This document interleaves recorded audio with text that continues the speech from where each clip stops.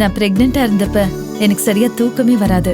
அப்பதான் என் husband காய்ரான் natural mattresses வாங்கிட்டு வந்தாரு. இதுல இருக்கு 100% organic fabrics, 100% natural latex. So எனக்கு கிடைச்சது 100% நிம்மதியான உறக்கம். காய்ரான் நேச்சுரல் மேட்ரஸஸ்.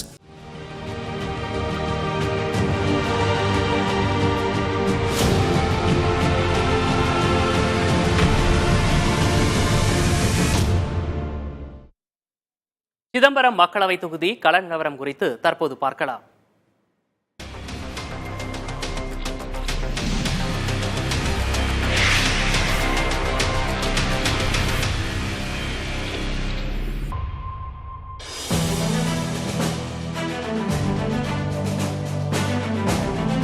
தமிழக மக்களவை தொகுதிகளில் 27வது இடத்தில் உள்ளது சிதம்பரம். பட்டியல் இனத்தவருக்காக ஒதுக்கப்பட்டுள்ள இந்த தனி தொகுதியில் மொத்தம் 15,10,917 வாக்காளர்கள் உள்ளனர். இதில் ஆண்கள் 7,49,625 பேர், பெண்கள் 7,61,206 பேர், மூன்றாம் பாலினத்தவர்கள் 86 பேர். கடந்த முறை நடைபெற்ற மக்களவைத் தேர்தலில் விடுதலை சிறுத்தைகள் கட்சி தலைவர் திருமாவளவன் சுமார் 3000 வாக்குகள் வித்தியாசத்தில் அதிமுக வேட்பாளரை வீழ்த்தினார். 2021 நடைபெற்ற பேரவைத் தேர்தலில் குன்னம், அரியலூர், ஜெயங்கொண்டம் ஆகிய 3 தொகுதிகளில் திமுக வெற்றி பெற்றது. புவனகிரி, சிதம்பரம் தொகுதிகள் அதிமுகவிடமும், காட்டுமன்னார் கோயில் விடுதலை சிறுத்தைகள் கட்சி வசமும் உள்ளன.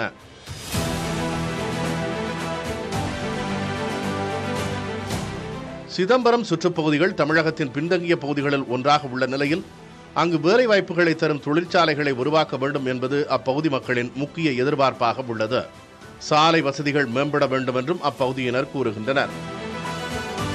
சிதம்பரம் சீர்காழியிலேருந்து நம்முடைய புவனகிரி வரைக்கும் இருக்கிற அந்த பைபாஸ் புதுச்சத்திரம் வரைக்கும் இன்னைக்கு பார்த்தீங்கன்னா நிறைய விபத்துகள் நடக்குது.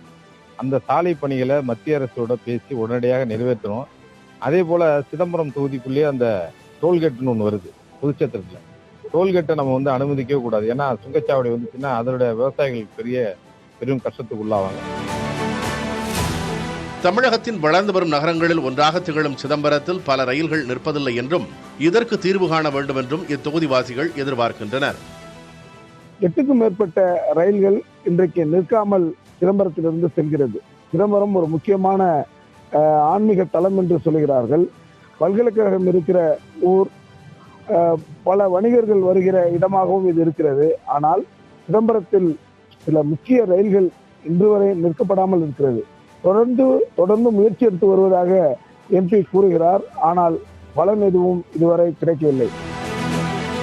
சிதம்பரம் தொகுதியில் கடைமடை வரை பாசனத்திற்கு நீர் கிடைப்பதை உறுதிப்படுத்த வேண்டும், நெல் கொள்முதல் நிலையங்களை அதிகரிக்க வேண்டும் என்றும் விவசாயிகள் தரப்பில் கோரிக்கைகள் உள்ளன. ராஜா முத்தையா அரசு மருத்துவமனையில் உயர் சிகிச்சை வசதிகள் தேவைப்படுவதாகவும் சிதம்பரம் வாசிகள் கூறுகின்றனர். பிச்சாவரம் சிறந்த சுற்றுலா தலமாக உள்ள நிலையில் அதை மேம்படுத்த கூடுதல் வசதிகள் செய்து தர வேண்டும் என்றும் கோரிக்கைகள் உள்ளன. நான் பிரெக்னெண்டா இருந்தப்ப எனக்கு சரியா தூக்கமே வராது.